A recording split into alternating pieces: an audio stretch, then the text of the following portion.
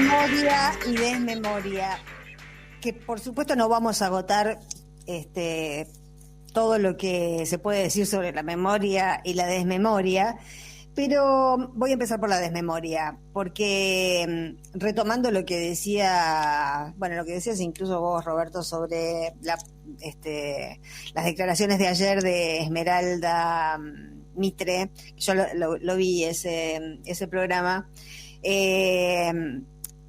Es cierto que La Nación Más ahora se ha vuelto un poco más talibán que lo que conocemos habitualmente. Pero la trifecta mediática, lo que llamamos la trifecta mediática, durante los 4 años de gobierno de Mauricio Macri y todos los que ahora se están postulando, ofreció una cobertura. Uno, cuando habla de la cobertura mediática a todas las tropelías delictivas que cometió el gobierno de Mauricio Macri, vinculándose también con parte del Poder Judicial, justamente como eso ha sido probablemente de lo más grave, de lo más antirrepublicano, de lo más antidemocrático, porque llevó a muchos inocentes a la cárcel y muchos de ellos todavía permanecen ahí. Uno tiende a pensar en la cobertura para el lawfare, las mentiras que publicaron para hacer de base a jueces corruptos, para inventar causas que en este momento empiezan a caer, y de ahí también el rictus desesperado que uno les puede ver a algunos candidatos del macrismo. Pero no fue solamente esa la cobertura. La cobertura, también escuchábamos cuando Eva decía que Mario Negri ahora se dirige a la clase media. La hicieron pelota a la clase media durante esos 4 años de gobierno. Era mentira, una absoluta mentira. Y además una mentira que, si fue creída por algunos, fue creída digamos, con mala entraña, ¿no? Que votaban a un gobierno que iba a desorganizarle la vida, arruinarle la vida a los sectores populares. Acá se le desorganizó la vida y se le rompió la estructura de cómo estaba organizada la vida a los sectores populares y a la clase media también. Hemos dicho muchas veces que acá hay un equívoco en algunas clases medias que no son dueñas de campos sino de macetas y que sin embargo se sienten identificadas. Bueno, esas clases medias cayeron dramáticamente bajo un gobierno que gobernó para 1.000 o 2.000 familias. Y por ejemplo, algunos títulos que Rodrigo Martínez, yo lo tomé de un posteo de Rodrigo Martínez que los juntó.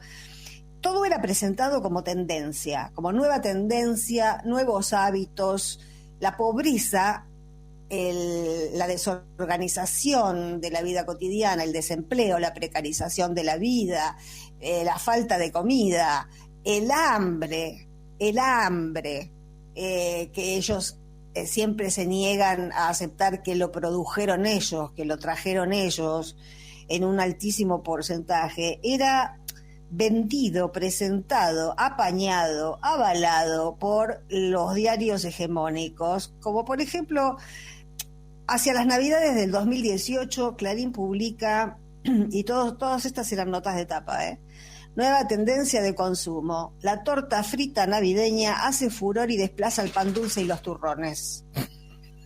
La gente comía torta frita porque había descubierto una nueva tendencia, no porque no pudiera pagar ni pan dulce ni turrones.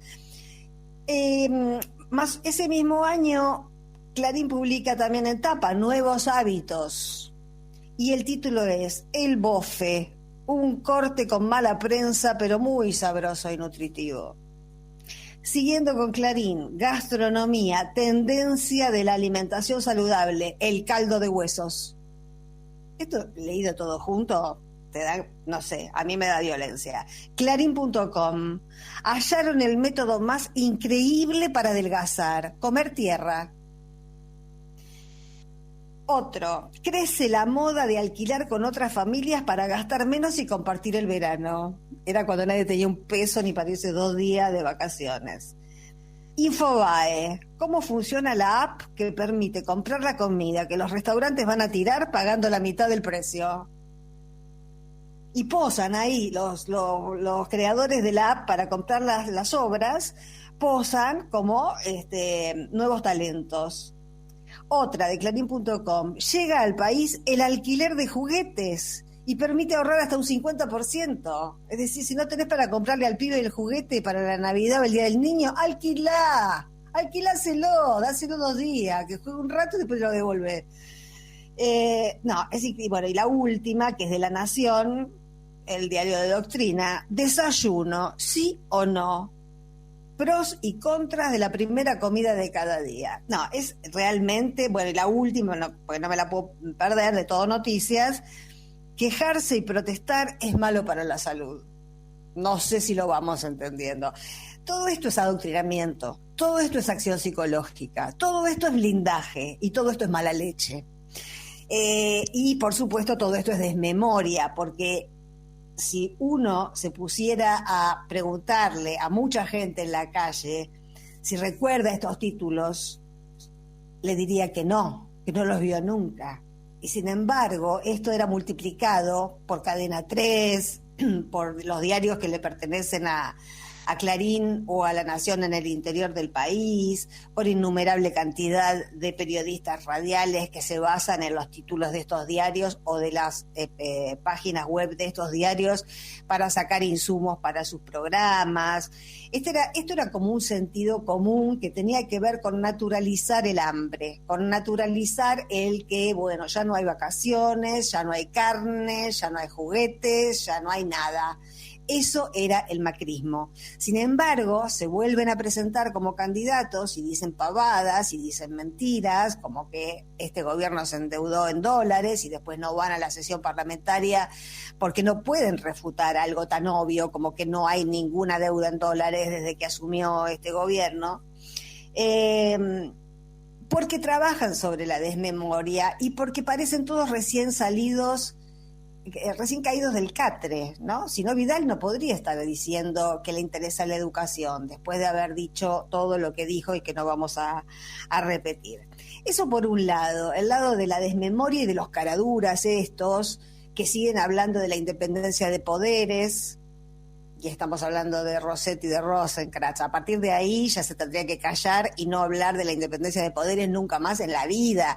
Sin embargo, siguen hablando, haciendo propuestas que va uno, después va el otro y se van turnando y son todos los mismos.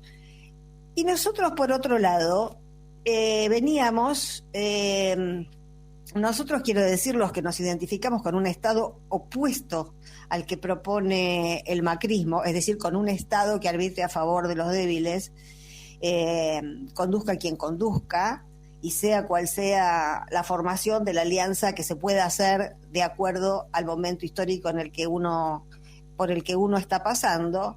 Estuvimos este año y medio de pandemia viendo cómo salían a la calle los antivacunas, que ahora acá, por suerte, prendieron poco.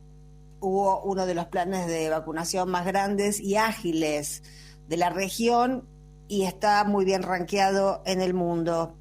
Pero veíamos cómo mientras estábamos confinados, los que acatábamos las restricciones sanitarias, cómo había una especie de rebelión estúpida, la verdad, ¿no? De rebelión estúpida y de rebelión egoísta, totalmente individualista, que era la de los antivacunas, la de los libertarios, la de los ultraderechistas, la de los neonazis, que todos van a traccionar para Juntos por el Cambio, como se llamen finalmente, pero bueno, están probando qué porcentaje sacan, a ver qué tan de ultraderecha podría llegar a ser nuestro Parlamento.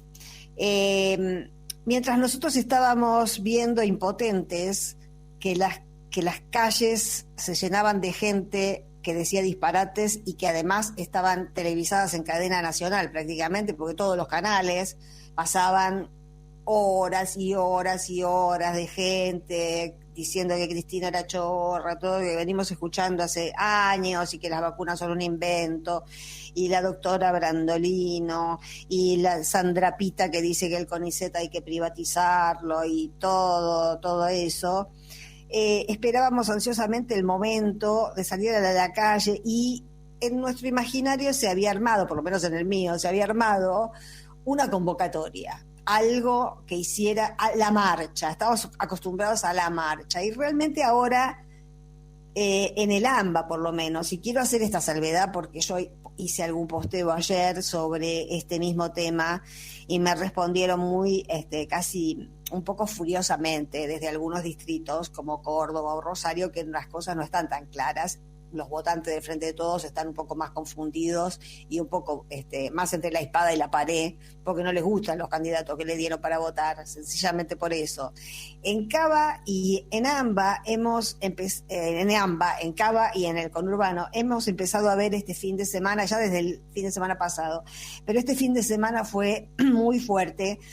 Por un lado, en Cava, lo que comentabas vos, lo de Parque Centenario, Parque Chacabuco, Parque Saavedra, tomando los 2 fines de semana, que se está reforzando, y yo creo que va a ir siendo un lento movimiento creciente y estallante de gente que ha estado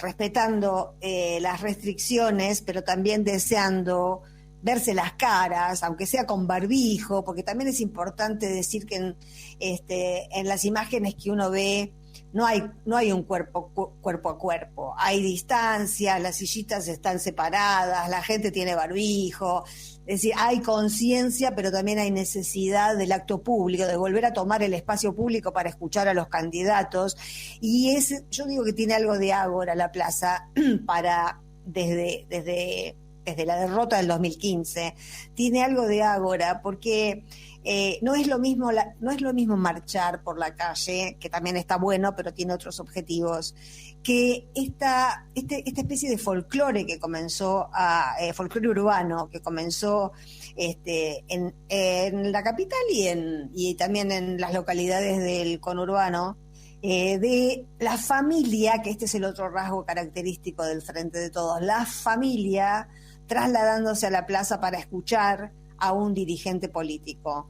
Eso tiene una fuerza, yo creo que es una fuerza enorme. No vi Escobar, pero vi Hurlingham, que fue la asunción de Damián Celsi, y la verdad, él mismo decía que, bueno, estaba pasado de emoción porque asume como intendente. Celsi es miembro de la Cámpora, y se armó una especie, él mismo decía, una especie de plenario de la Cámpora, que también por otro lado hay que cortarla con la demonización, ¿no? Ya llevamos tantos años escuchando barbaridades. La Cámpora ha sido la fuerza que en los años macristas se plantó y sostuvo dentro del Parlamento las políticas que defendía Cristina Fernández de Kirchner. O sea, me parece que hay que tomarlo como así, de alguna manera clarividente, por decir sin inflar la palabra, pero cuando yo al libro le puse fuerza propia, hablando del primer armado de la organización, creo que tenía que ver con esto, ¿no? Con que, bueno, te pueden gustar, no te pueden gustar, pero la línea es la de Cristina, ¿no? Entonces, eso no se achicó, eso estaba, por lo menos estaba en Hurlingham, y supongo que de localidades que la rodeaban, la cantidad de gente era enorme.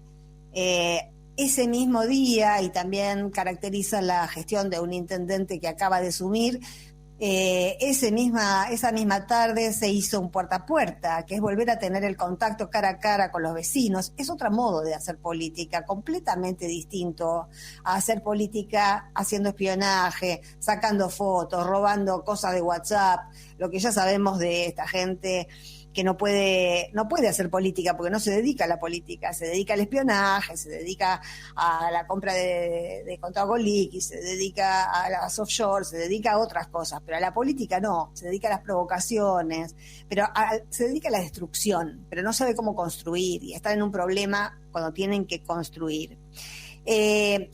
Para finalizar, Máximo ahí en el discurso de Hurlingham decía una cosa que a mí me pareció central, que no quería compararse, no quería que nos comparemos, decía, con los peores, que son los macristas, que el parámetro son los gobiernos de Perón, de Néstor y Cristina.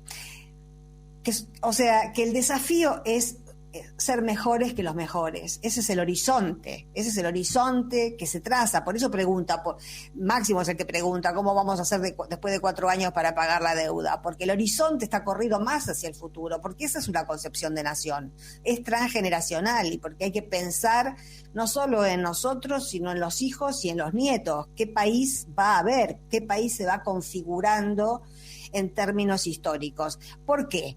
Porque el Frente de Todos, todas las corrientes del Frente de Todos tienen historicidad. Cada una, Máximo subrayó la línea que él rescata, habrá otras vertientes del Frente de Todos que tal vez rescaten o con menos énfasis o con más críticas o lo que sea, pero salen de la historia. El tema con Juntos por el Cambio o como sea, es que no se pueden historizar, porque no podrían estar en un acto público diciendo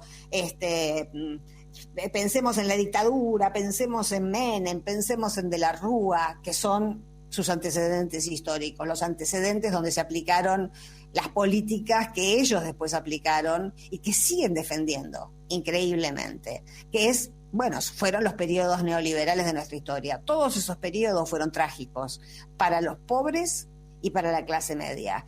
Eso es lo que no pueden decir y por eso no van a las votaciones o cuando se presentan en público dicen pavadas. Hoy no voy a salir, voy a quedarme en la nube donde nadie sube.